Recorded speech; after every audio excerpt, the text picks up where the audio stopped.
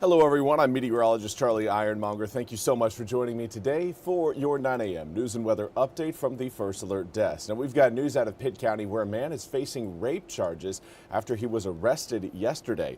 49-year-old Antonio Meza was arrested by Farmville police last night. According to warrants, he forcefully went against the victim's will and raped them yesterday. Meza has been charged with first-degree forcible rape. He was taken to the Pitt County Jail without bond. Meza will appear before a judge this afternoon.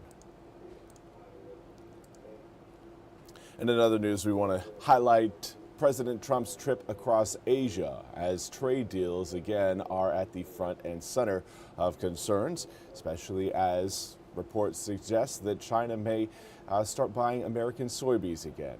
NBC's Peter Alexander has more. The president welcomed by Japan's emperor before talks with the country's first female prime minister, Sanae Takaichi. But later this week, the high-stakes meeting of the trip. President Trump will come face-to-face with Chinese President Xi Jinping in South Korea, their first sit-down in 6 years. We're going to have a great talk. I have a lot of respect for President Xi. I like him a lot. He likes me a lot, I believe. The president's team touting significant progress toward a trade agreement between the two countries. Treasury Secretary Scott Bessent tells NBC News that 100% tariff increase the president had threatened on Chinese goods is now off the table. I believe we've reached a very substantial framework that will avoid that. It's a dramatic change of tone from the president's frequent criticism of China. You know, they ripped off our country for years. The trip, which included a stop in Malaysia Sunday, touching on several of the U.S.'s most closely watched relationships. President Trump this morning also inviting North Korea's isolated authoritarian leader, Kim Jong-un, to meet him in South Korea later this week, though there's no expectation that will happen. But I'd love to meet with him if he'd like to meet. I got along great with Kim Jong-un. I liked him. He liked me. And as discussions with America's adversary China warm up, trade talks with one of America's closest allies have blown up. Canada lied. I mean, what they did was terrible. The president threatening an additional 10% tariff on Canadian goods, objecting to an anti-tariff ad run by Ontario's government. America's jobs and growth are at stake. Featuring a 1987 radio address by President Reagan, edited to criticize Trump's trade policy. Democrats bashing the president's latest dispute. He's now going to use the tariffs to try to punish people overseas from speaking out against him. And again, that was NBC's Peter Alexander reporting. We now turn to your weather forecast where we have got a Category 5 hurricane spinning in the Caribbean. Hurricane Melissa, again, intensified rapidly over the weekend. Right now, maximum sustained winds of 160 miles an hour come with gusts of 195 miles per hour. Pressure last week was at 1,003 millibars. That is dropped by about 90 millibars, now down to 913 millibars. That is a very impressive drop, but unfortunately, it is spinning heavy rain and wind across Jamaica.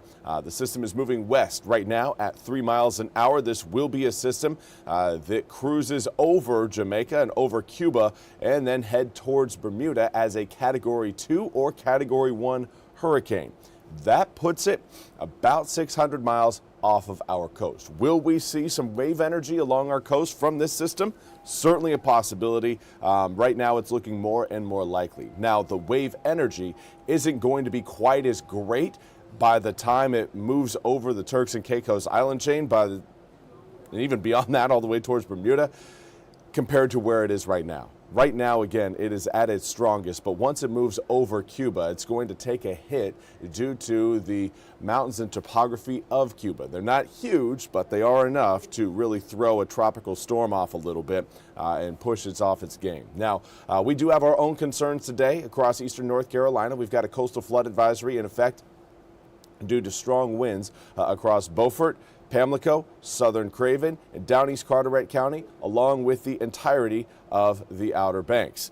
Rain showers right now very light, but we've got more on the way. When we zoom the picture out a little bit further, you can tell we're kind of in a little bit of a lull right now for those raindrops. We had some earlier this morning. Right now we're kind of entering about a 2, 3, maybe 4 hour break.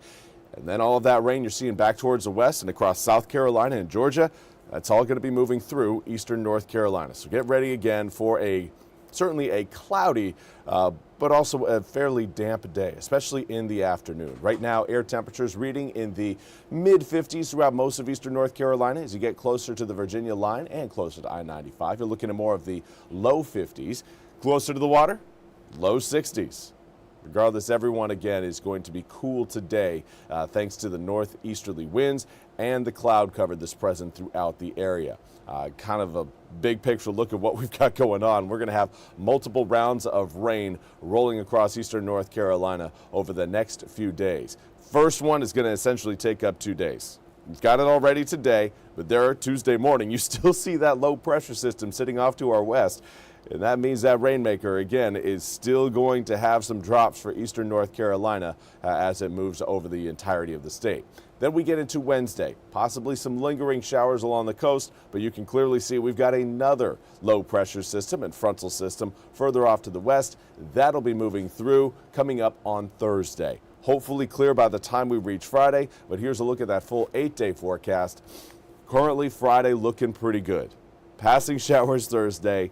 We just hope that they continue to be just that, passing showers.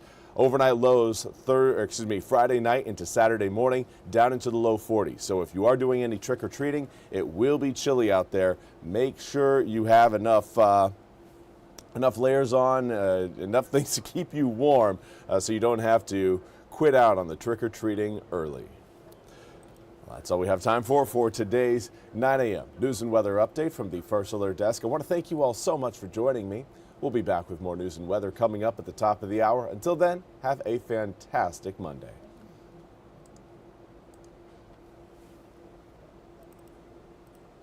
This hour of the WITN First Alert Desk is sponsored by ENC Pirate Realty.